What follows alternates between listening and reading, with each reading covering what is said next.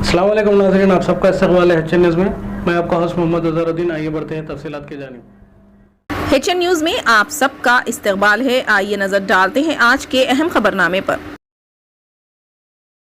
Unique identification authority of India ने मशवरा दिया कि तमाम आधार कार्ड होल्डर्स को हर 10 साल बाद अपने बायोमेट्रिक डेटा और दीगर तफसीलात को अपडेट करना होगा। फिलहाल 5 से 15 साल के बच्चों के आधार की तफसीलात को अपडेट किया जा रहा है।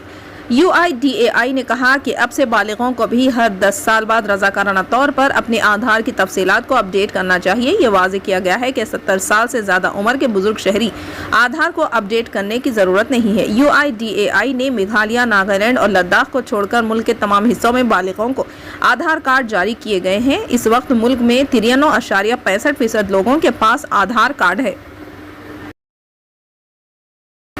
महकमे मौसमियात ने कहा कि आइंदा 24 घंटों के दौरान तेलंगाना के अजला, कोमरम भीम, आसिफाबाद, मंचिर्याल, जयशंकर, भोपालपल्ली, मुल्क भदाद्री, कोत्तागुड़ेम, खम्मम, नलगुंडा, सूर्यापेट, महबूबाबाद और वरंगल के बाद मुकामात पर शदीद बारिश का इम्कान है। अपने बुलेटिन में इसने कहा कि रियासत के कई अजला में कहीं कहीं गरज व चमक के साथ बारिश का इम्कान है। हैदराबाद में मुतला आबर आलूद रहेगा। शहर के बाद मुकामात पर गरज व चमक के बारिश, हल्की बारिश का इम्कान है। गुज़िश्ता 24 घंटों के दौरान रियासत के बाद मुकामात पर बारिश हुई है। गुजरात के शहर वडोदरा में रहने वाली एक 40 साल खातून ये जानकर दंग रह गई कि इसका शौहर जिसके साथ इसकी शादी को 8 साल हो चुके हैं, दरअसल मर्द नहीं एक औरत है। इसका जीन्स की तब्दीली का ऑपरेशन हुआ। मुलजिम को धोखा देने के इल्जाम में दिल्ली से गिरफ्तार किया गया। मीडिया रिपोर्ट्स के मुताबिक 40 साल गायत्री की शादी साल 2014 में हुई थी। फरवरी 2014 में दोनों ने घर वालों की मौजूदगी में शादी की। इसके बाद दोनों हनीमून पर कश्मीर चले गए। खातून के मुताबिक शौहर मुख्तलिफ बहाने बनाते हुए इसे दूरी इख्तियार कर रहा था। बादशाह इसने अपनी बीवी को बताया कि वो रूस गया हुआ था और हादसे का शिकार हो गया, जिसकी वजह से वो अज़दवाजी ताल्लुकात काबिल नहीं रहा। इसने अपनी बीवी से कहा कि एक मामूली सर्जरी के बाद वो ठीक हो जाएगा। इसके बाद साल 2020 के जनवरी में वो मोटापा कम करने की सर्जरी के बहाने कोलकाता रवाना हुआ और औरत से मर्द बनने की सेक्स चेंज सर्जरी करवा कर वापस आया। इसके बाद इसने खातून के साथ गैर फितरी जिनसी ताल्लुकात कायम करने के लिए दबाव डाला।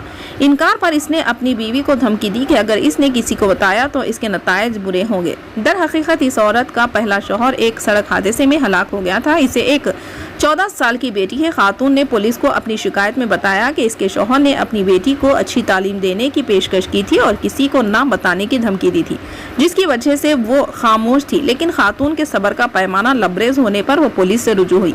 खातून ने गायत्री पुलिस स्टेशन में अपने शौहर पर धोखाधड़ी और गैर फितरी जिनसी ताल्लुकात का इल्जाम लगाया है। पुलिस गिरफ्तार करके पूछताछ कर रही है। तस्वीर में रोते हुए दिखाई देने वाला शख्स उत्तर प्रदेश के गाजियाबाद का डॉक्टर अरविंद है। इसने कुछ दिन पहले ये कहकर मुल्क भर में काफी धूम मचा दी थी कि इसको सर तन से जुदा की धमकी मिली है। इस धमकी के नाम पर यह शख्स सारा दिन मुख्तलिफ टीवी चैनल्स पर था। अब गाजियाबाद पुलिस को पता चला कि इसने अवामी मकबूलियत हासिल करने के लिए ऐसा जाली केस किया। इस वाक़े में दुनिया भर में मुसलमानों को शबीहा को मुतासिर किया। हकीकत में एक मरीज की कॉल को इसने धमकियां देने का कॉल बताया था। इस सिलसिले में गाजियाबाद पुलिस ने डॉक्टर अरविंद का भांडा फोड़ दिया। अब पुलिस डॉक्टर अरविंद के खिलाफ झूठा केस दर्ज करवाते हुए पुलिस को गुमराह करने के इल्जाम में मुकदमा दर्ज कर ली है। पॉपुलर फ्रंट ऑफ इंडिया से वाबस्ता अफराद के मकानात पर NIA के अहदेदारों ने धावे किए। ज़राए के मुताबिक NIA अहदेदारों ने तेलंगाना और आंध्र प्रदेश के कई मुकामात पर PFI से वाबस्ता अफराद के मकानात में हफ्ते की आधी रात को धावे करते हुए इनकी सरगर्मियों से मुतालिक मालूमात हासिल की। बताया जा रहा है कि तेलंगाना के निजामाबाद शहर में चंद मुकामात और निर्मल भैंसा, आरमूर, परकिट और जगतियाल के इस्लामपुरा, रहमतपुरा, टावर सर्कल में एक मेडिकल शॉप और TR नगर, करीमनगर में भी NIA ने बाज़ अफराद के मकानात पर हफ्ते की अवलिन वक्त धावे किए। इस तरह आंध्र प्रदेश के कड़पा, कर्नूल और गुंटूर में भी NIA की 25 से ज़्यादा टीमों ने ये धावे किए। PFI की जानिब से नौजवानों को कराटे की तरबियत देने और दीगर कानूनी सरगर्मियों में मुलविस होने के इल्जाम में क़ब्ल-अज़ी NIA के अहदेदारों ने निजामाबाद से 2 अफराद को गिरफ्तार किया था। इनकी इत्तलात पर ये धावे किए गए।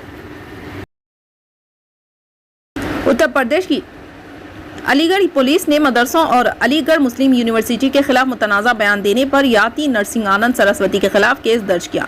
याति नरसिंहानंद सरस्वती ने इतवार को रियासत उत्तर प्रदेश के शहर अलीगढ़ में मुनक़िदा हिंदू महासभा के प्रोग्राम में एक मुतनाज़ा नफरत अंगेज तकरीर की। याति नरसिंहानंद ने बारूद का इस्तेमाल करते हुए मदरसों और अलीगढ़ मुस्लिम यूनिवर्सिटी को मिसमार करने का मुतालिबा किया था। यूपी में जारी मदरसों के सर्वे में याति नरसिंहानंद ने चीन की तरह मदरसों को गन पाउडर से उड़ाने का मुतालबा किया। इन्होंने कहा कि मदरसों के तुलबा मजहबी जुनून के वायरस से मुतासिर है और इनसे कहा कि वो अपने जहनों से मजहबी जुनून को निकाल दें।